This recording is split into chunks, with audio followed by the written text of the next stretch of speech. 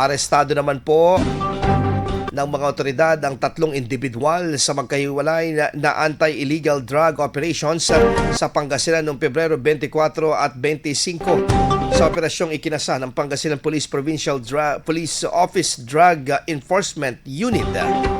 Katuwang ang iba pang unit ng pulisya na aresto ang isang regional priority target at high-value individual maging ang kasabwat nito sa barangay Tumbor, Binmalay, Pangasinan.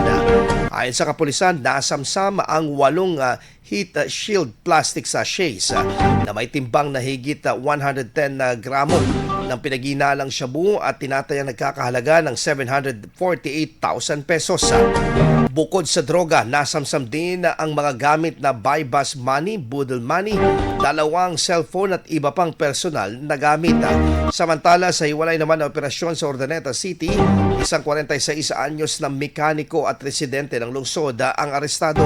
Nakuha mula sa suspect ang 8 heat sealed sachets na may timbang na 22 grams na pinaginalang shabu at nagkakahalaga naman ng 149,000 pesos kabilang ang buy-bus at budol money. Ayon sa ulat ng kapulisan, kasalukuyan ang nasa kustodiya ng mga pulisya ang mga suspect at naharap sa kasong paglabag sa 2 seksyon ng Article 2 ng Republic Act No. 9165 o Comprehensive Dangerous Drugs Act of 2002. IFM News. IFM News. IFM News.